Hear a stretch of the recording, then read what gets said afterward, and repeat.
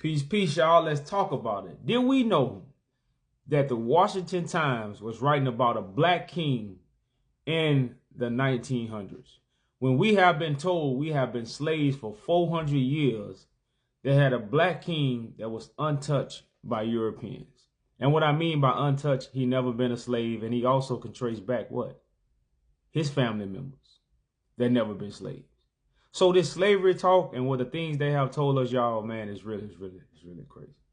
But to know a black king was on the throne in the 1900s and they was writing about him, and they wasn't only writing, just some little small things about him. These was significant things, especially for a black man that has been taught that he have been enslaved by a white man for 400 years. So let's just read this little part right. It says, Menelik of Abyssinia, the most democratic of all monarchs. Now, why is Menelik connected to a monarch that's most democratic out of all monarchs? Because when you deal with the throne of David, when you deal with the Solomonic dynasty, when you deal with the throne that's in Ethiopia, you're dealing with the wisdom of God. This will put you above all monarchs. And it's crazy how we know nothing about this throne. We hear about it, but we truly don't know about it. It says, he was seriously ill, dispatches from the capital of his empire to Rome.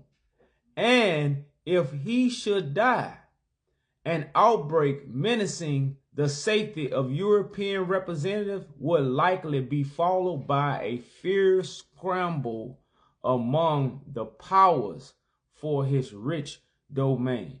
Now, if you know anything about Menelik, Menelik passed in 1913. World War I broke out in 1914.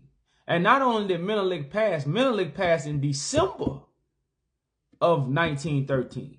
World War I started in July, 7 months after. Because they had a scramble. The European powers scrambled for the rich domain in East Africa. So as you see, Menelik passes December 12, 1913.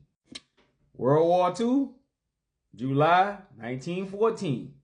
So the newspaper was true. Now, if you was to read the newspaper, it go in a lot of details, some details about Menelik, and his history, and him fighting the Italians. And a lot of us don't know about the Italians invading Ethiopia and they losing to Menelik. And then they came back in 1925 and created, I don't really want to say a treaty, but some kind of invention where they began to control Ethiopia with foreign affairs and economic interests. So Ethiopians wasn't, and it's crazy how at that time they had a king.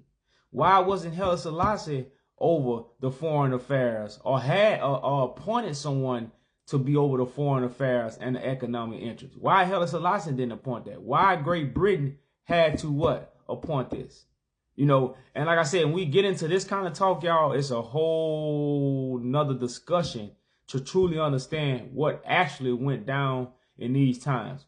But very few people tend to care about the 1900s because we've been slaves and we haven't got out of slavery. That's what we've been told. But the whole 400 years, now the slavery history is true. We were slaves, but not like they told us, not like they showed us. Slavery didn't happen like that. Slavery didn't last for 400 years. When you're dealing with the slave trade, y'all, you're dealing with something that's not too long. You're dealing with something that started in the 1800s. That's a whole nother topic. But I just want to show y'all how America knew about the Solomonic dynasty, the throne in Ethiopia, and this stuff is in newspapers. If you don't believe, because we try to share this with a lot of our people, and they don't believe it. It's crazy. And again, here's another picture of Menelik. I know a lot of people be like, where does African Americans come from? We come from Africa. A lot of us come from East Africa. If you look at a lot of these pictures of these ancient kings who sat on the throne in Ethiopia, their identical features match the African Americans and a lot of the African diaspora of the scattered Africans all over the world. So here's an article again that gives more evidence how Abyssinians look identical to African Americans, aka what they call Ethiopia today. And we're not talking about modern Ethiopians, we're talking about the ancient. It says what? He was a giant in stature and jet black. As to his complexion, he spoke 2 words of English, but was accompanied by an interpreter. But for a bright red fizz, the Moor had, now Moors trace their roots back to Abyssinia. So a lot of people say America is built off Moor science.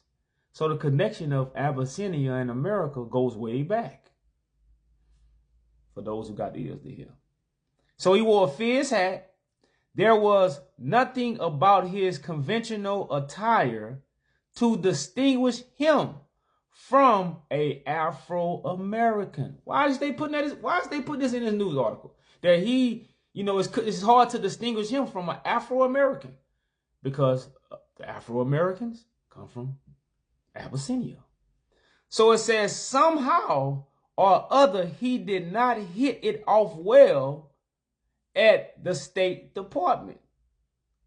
He had been hurdled as a special ambassador from Emperor Menelik, but examination of his papers proved that he was a private citizen, a rich merchant who bore a letter from Menelik which declared in general terms, so again, it was all about Abyssinia doing commercial trade with the United States. That's what the letter was about, to establish that.